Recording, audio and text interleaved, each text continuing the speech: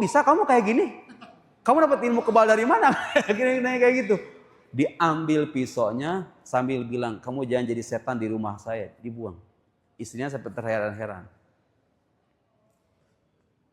Kalau saya ceritakan ini, bisa jadi satu majelis deh, tersendiri ini. Kisah penderitaan hidup orang ini. Saya bilang sama bapak itu.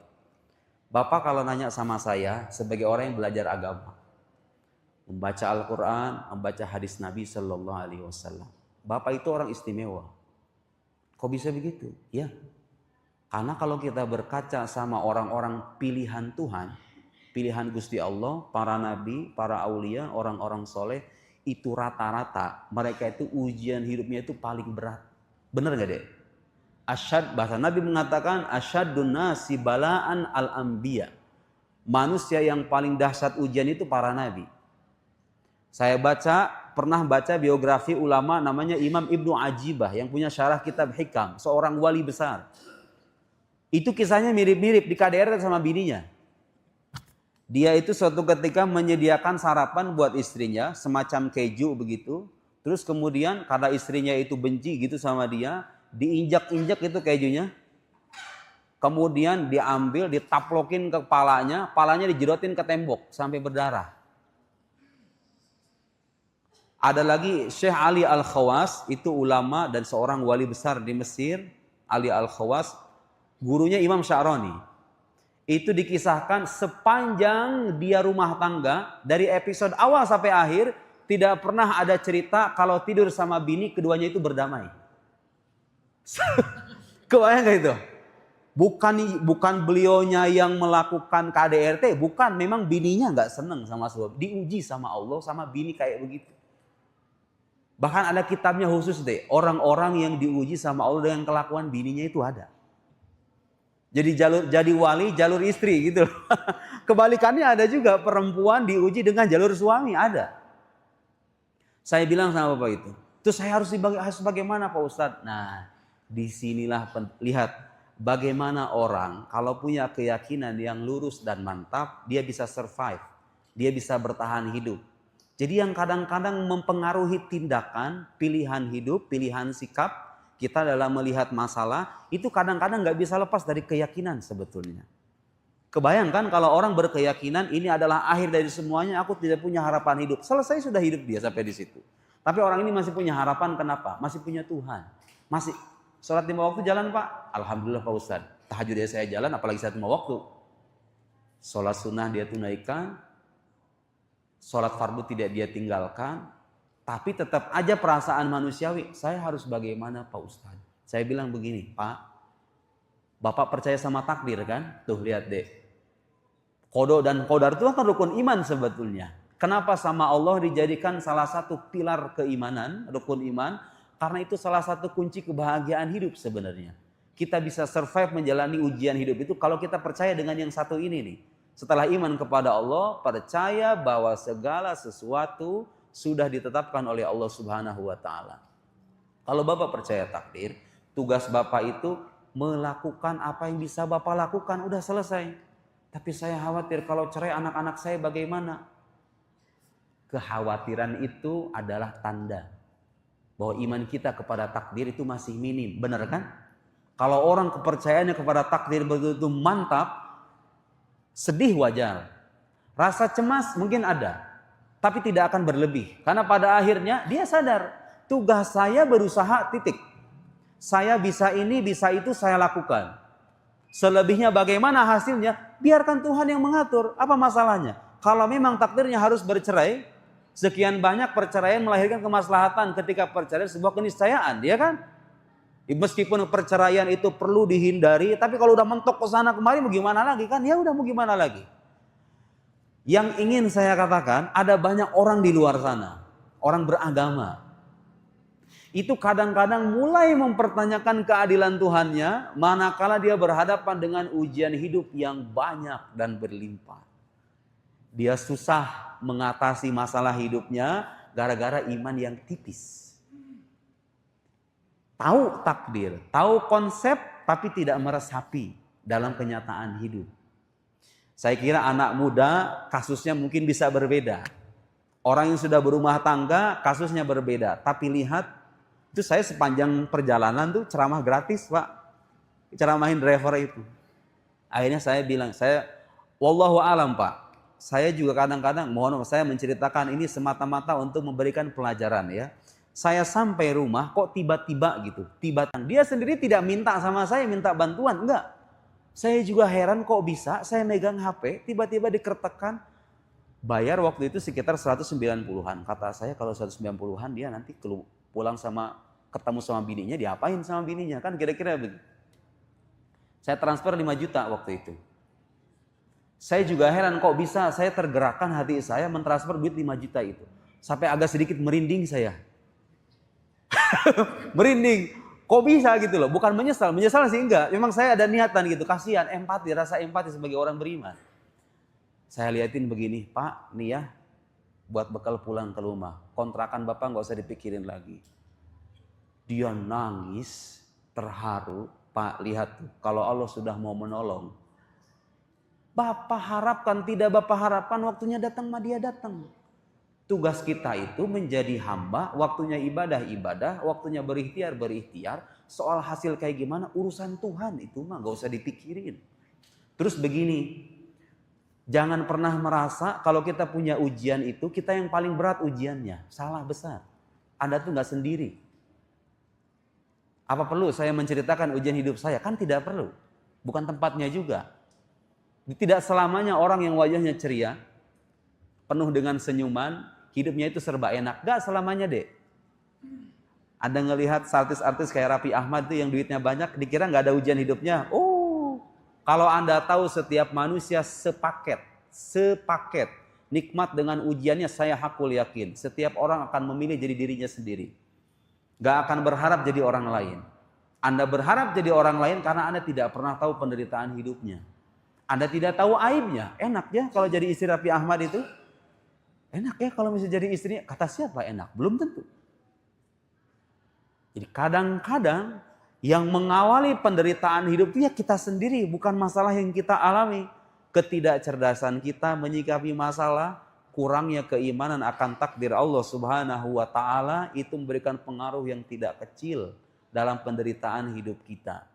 Saya punya penderitaan dan ujian. Anda yang duduk di sini juga pasti punya penderitaan. Anda punya ujian. Kita semua udah rata sama Allah itu.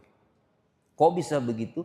Memang sudah janji dari sononya manusia yang beriman itu akan diuji. Ahasiban nasu ayyutraku ayyaqulu amanna wa hum la yuftanun. Pernah dengar deh Al-Qur'an yang bunyinya begitu? Apakah orang-orang mengira, apakah manusia itu mengira mereka itu dibiarkan berkata kami beriman kepada Allah, beriman kepada Nabi Muhammad, wa hum la yuftanun, terus mereka tidak diuji? Mereka mengira begitu? Enggak. Am hasibtum an tadkhulul jannata walamma ya'tikum mathalul ladzina khalau min qablikum massatuhumul ba'sa wad-dharra wa zulzilu hatta yaqula ar-rasul wal ladzina amanu ma'hu mata nasrullah ala inna nasrallahi qarib. Apakah kalian mengira kalian akan masuk surga? Nih kepada kita orang-orang beriman. Kamu ngira kalau kamu akan masuk surga sementara belum datang kepada kalian ujian yang pernah menimpa orang-orang sebelum kalian.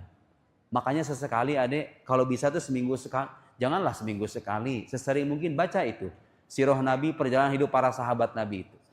Bagaimana kehidupan mereka itu. Yang kaya-kaya pun itu ujian hidupnya berat luar biasa itu. Bilal bin Rabah, Ammar bin Yasir, Khabbab ibn al-Arat. Salah satu sahabat Nabi yang ketika disiksa itu disundut pakai besi yang panas di bagian sini. Khabbab ibn al-Arat, Bilal bin Rabah seperti yang cerita yang masyhur itu orang-orang pilihan semua. Makanya saya bilang sama si bapak kalau nerima ujian kayak begini, berarti bapak tuh orang pilihan. Itu keyakinan ngasih efek sebenarnya. Keyakinan itu kalau diresapi dengan baik bisa memberikan ketahanan mental, betul nggak Pak? Iya, itu pentingnya iman tuh di saat begitu. Di saat senang tidak berlebihan menyikapi nikmat, orang beriman beneran tuh. Di saat menderita tidak tenggelam dalam kesengsaraan. Itu gunanya akidah, itu gunanya keimanan. Ya, kalau kita baca lembaran Al-Quran, memang Allah sejak awal menciptakan dunia sebagai darul ibtila bukan darul jaza. sebagai tempat dikasih ujian, bukan tempat pemberian balasan. Am hasibtum an tadkhulul jannata walamma ya'lamillahu alladhina jahadu minkum wa ya'lamas sabirin wa lanabluwannakum bisyai'in minal khawf wal ju' wa naqsin minal amwal wal anfusi wath thamarat wa basyiris sabirin. Banyak sekali ayat Al-Qur'an.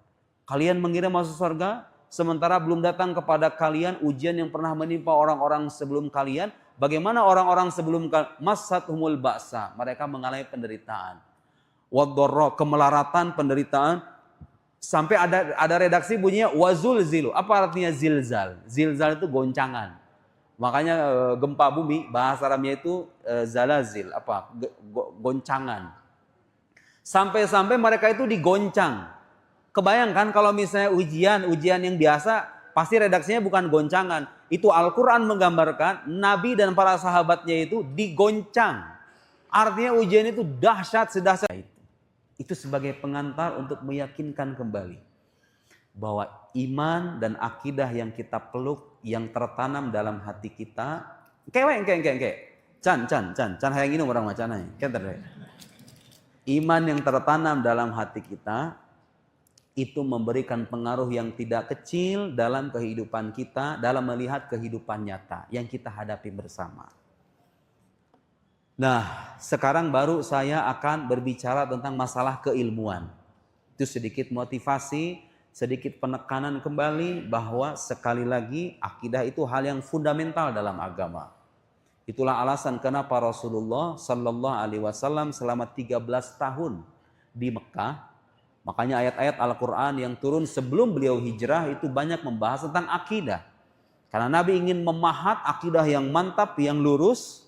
Dengan cara begitu Nabi bisa membangun peradaban yang buahnya bisa kita terima sampai detik ini. Akidahnya ditanam secara mantap, baru tindakan kemudian terlahir berbanding lurus dengan akidah yang tertanam. Saya beberapa hari yang lalu, adik-adik, sekarang kita agak serius dikit ya. Saya bawa kitab nih, biar ngaji beneran. Udah jauh-jauh di Tangerang Kadia menyete ngaji. Bawa kitab kuning. Sebenarnya nggak kuning sih, warnanya apa nih? Silver. Kitab klasik maksudnya kitab kuning itu. Bawa kitab. Ada satu buku saya beberapa hari yang lalu. Dan sekarang betapa banyaknya ya pikiran-pikiran aneh itu kita jumpai. Ada seorang profesor, saya nggak ingin menyebutkan namanya. Seorang profesor mengajar di Amerika, dia mengarang buku, judulnya itu non-muslim bisa masuk surga. Saya kira ini pandangan akan terus-menerus dipertanyakan, digelindingkan sama sebagian pihak, dan akan terus-menerus ada orang yang bertanya, Ustadz, emangnya surga itu buat orang muslim doang ya? Emangnya yang selamat itu orang Islam doang? Kok bisa sih? Allah kan menciptakan nih tetangga saya Kristen, tetangga saya Hindu, tetangga saya Buddha. Dia kagak minta ditakdirkan sebagai non-muslim. Masa masuk neraka sih? Kok bisa yang masuk surga cuma orang Islam doang? Benar nggak? Ada nggak pertanyaan itu di kepala Anda?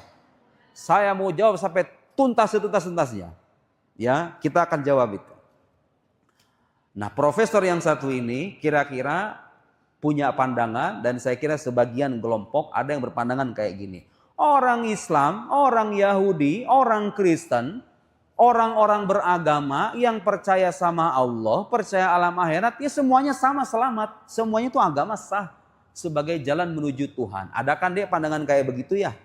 Ada kan? Jadi untuk menjawab pertanyaan tadi, dia ngasih jawaban, bukan orang Islam doang yang selamat, orang Kristen, orang Yahudi juga selamat. Agamanya benar sama kayak Islam, setara. Equal gitu loh, sama setara. Ahlan wa sahlan. Baik, untuk menjawab pertanyaan tadi, saya mau mengoreksi dua jawaban yang sama-sama salah. Salah berdasarkan akidah dan kaidah-kaidah keilmuan yang kita pelajari.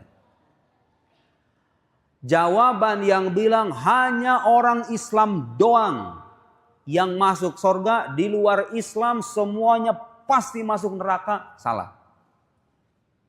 Jawaban yang bilang orang non-muslim, orang Yahudi, orang Kristen bisa masuk surga dengan agama mereka juga salah. Kumaha anu benerna Ustad? Burukeun. Ke heula tungguan. Ngaji itu perlu berproses. Pertanyaannya sekali lagi, apakah keselamatan itu hanya ada dalam Islam sehingga orang non-muslim itu semuanya masuk neraka atau bagaimana? Saya mau jawab. Tadi saya bilang, yang jawab orang Kristen, orang Yahudi masuk surga dengan agamanya, gak usah masuk Islam, salah itu jawaban. Sebagian saudara-saudara kita yang terpengaruh dengan pikiran-pikiran liberal, sekuler, biasanya pandangannya kayak gini. Ya dengan alasan interfaith dialogue, tapi Anda tidak bisa menolak banyak ayat Al-Quran yang menafikan itu. Ayo kita uji sama-sama. Di jawaban orang liberal dulu, benar gak orang Yahudi Kristen itu sama-sama selamat? Saya jawab sekarang. Dia punya pandangan orang Yahudi, orang Kristen gak usah beriman sama Nabi Muhammad, selamat. Selama dia mengamalkan ajarannya, gitu kan? Jawabannya satu. Benar gak Al-Quran tidak memerintahkan orang Yahudi, orang Kristen supaya apakah benar Al-Quran tidak mempermasalahkan ketidakimanan mereka kepada Nabi Muhammad? Jawabannya, Al-Quran memerintahkan orang Yahudi, orang Kristen untuk beriman.